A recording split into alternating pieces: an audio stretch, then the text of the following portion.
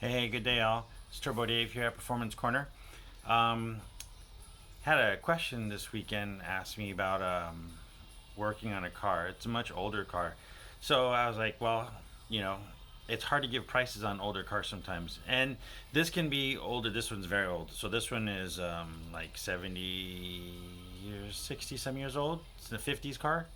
What happens is, though, you know, if it's a car that's still put together, I mean, this could happen to a 30-year-old car, 20-year-old car. But when you're talking about an older car, a lot of people have worked on them. Anybody who's got an old Honda or old Toyota or any old car that's fixed it up and done other work on it knows that doing the work is one thing, but you run into all kinds of things that other people have done, other modifications. If you're looking to modify it, maybe the car's already been modified. So when you're looking to, in this case, it was suspension work. When you're looking to do some kind of work on it, you have to think, was it at some point? There's been some work on it, definitely at this age, right? Um, so if somebody had a error correct modification from back then or from the 60s or 70s or whatever, maybe there was a big modification that changed the part that wouldn't allow a new part to be installed the same way, and you'd have to retrofit the part back to the original style part, which you could probably get like in this case, maybe a control arm or something was different. You could probably purchase one from like Moog or somebody like that who does, factory replacement parts. So the question was asked, how much it would be. Hard to say because just because of the age of the car, it's something you always want to inspect first to know what you're dealing with. You don't want to get it in and then be like, oh, it's going to be another $300 or $500 or $100 or whatever.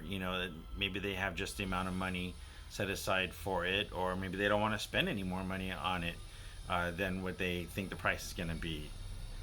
Also, when you're changing something like a spindle or a spring or something like that, as far as the chassis is concerned, if it's got worn out ball joints or the steering components are worn out, what happens is when you take them apart, that ball in there might be already worn out if it's old.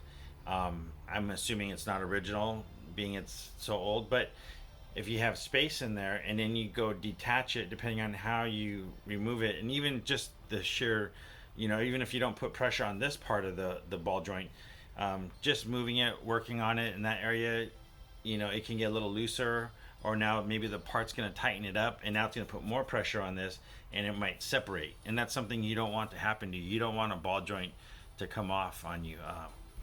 I actually had that happen to me once. Luckily, the vehicle was only a year, 2 years max old. Um, just so happened I was in my neighborhood and I was doing a U-turn to park on the street, and right when I was turning around, the arm dropped and the ball joint had separated. Uh, Back then, we used to use a pickle fork to separate the like the control arm from the ball joint on the on the lower control arm to the spindle and stuff like that, or any joint that could even be the tie rod end. So a lot of times when you use a pickle fork, it starts pushing on the part that captures the ball, and so it put enough pressure on it. It pulled it off, but it put enough pressure on it that it loosened it. Um, and it's probably the luck of the draw for me. But I happened to be already in the neighborhood and only going maybe 1 mile an hour doing a U-turn, if that. So when it came apart, I was lucky. But if you're on the freeway or something worse, I mean, that could be catastrophic, especially at speed. So you always want to be careful and cover yourself, that you inspect an older car before you're doing a modification, even if you give them a price, when you pull it in, look at it first and be like, oh, well, it's going to be this much extra. But on a car that old, even 10 or 20 years old, you just want to tell them, hey, there's always a possibility. You never know. And it's just, they can tell you, oh, the whole front end was rebuilt. And some people's idea of the whole front end rebuilt may not be the part that you're working on, So you might have a tie rod end or a tie rod or something that's hasn't been changed, but maybe they changed a bushing on the front end and it's not a full front end rebuild. Everybody thinks differently, and it depends on how much you know about cars.